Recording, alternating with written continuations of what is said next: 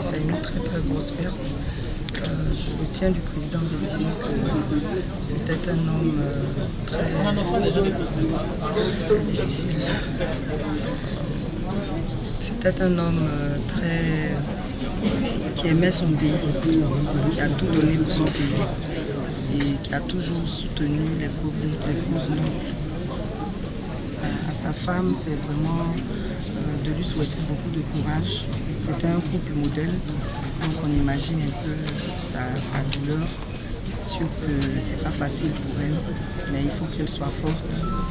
C'est la vie, nous sommes tous devant le fait accompli, on n'a pas le choix. Comme on dit, c'est Dieu qui décide de tout. Donc vraiment, on lui souhaite beaucoup de courage. La région de Sulkoumou est en peine.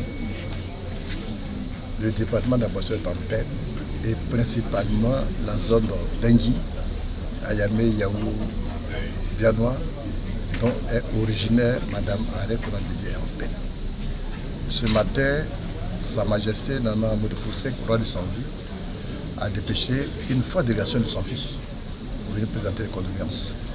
Et nous, au niveau du PDC-RDA, comme demain c'est la clôture, en attendant la grande mobilisation, nous avons daigné accompagner certains délégués, certains membres de notre délégation, venir saluer la famille, nous incliner devant la mémoire du président Henri Konambidi. Ce soir, il est difficile pour nous, et je parle au nom de toute la Marivette, de pouvoir exprimer ce qu'on ressent véritablement. On est venu ce soir pour prendre notre part de deuil. C'est vrai que depuis l'annonce du départ de notre papa, Aimé Henri Konambidi, on a de cesse de se poser des questions. On se demande, mais pourquoi maintenant? Pourquoi si tôt? Et finalement, on se dit que Dieu est bon, parce qu'il lui a permis d'avoir une vie remplie. Il lui a permis de pouvoir donner un héritage et à la Côte d'Ivoire et au monde entier. Et cet héritage-là, c'est le PDC-RDA. C'est la délégation de la Fédération de Côte d'Ivoire qui est venue accompagner, conduite par le président du conseil d'administration, qui est de plus un ancien collaborateur du président Konambidi. Il a été son directeur du cabinet pendant de très longues années. Donc la LONASI ne pouvait pas rester insensible à ce deuil qui frappe la nation, qui frappe toute la famille. LONASI également, puisque le président Bédié, dans les années 70, a été un membre fondateur quand même de cette société, la première société citoyenne de Côte d'Ivoire aujourd'hui. C'est pour ça que nous n'avons pas hésité sur l'instant à accompagner notre président du conseil d'administration entier, directeur du cabinet du président de la République, du président Henri Konambidi, lui dire diapo à la famille. Toute la Côte d'Ivoire le sait, j'étais à Paris avec mon épouse et nous avons appris la triste nouvelle. Immédiatement, toute activité cessante, nous avons pris le premier vol pour établir Jean depuis hier. À l'effet de venir ce qui est ma maman, mon grand frère Patrick Bédié, mon grand frère Jean-Luc Bédié, et ma petite soeur Isabelle, avec mon épouse. Nous sommes là. On en parle d'eux.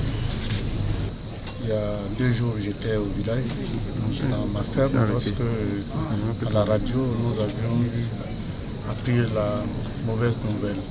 Et donc, le président Anaki m'a demandé de regagner immédiatement à Abidjan pour venir le représenter au deuil qui frappe, disons, toute la nation ivoirienne. Tout le monde sait ce qu'est le président Bédié, ce qu'il a fait pour ce pays. Et on ne peut pas rester inactif.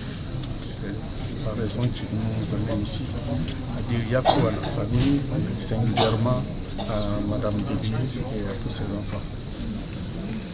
Il faut dire qu'au début d'après-midi, le mardi 1er août, la rumeur avait commencé à être grandissante. Et c'est comme ça qu'on s'est inquiété au départ. Pour malheureusement, au début de soirée, apprendre le décès de notre président, de notre mentor, de notre père. Et ce décès brutal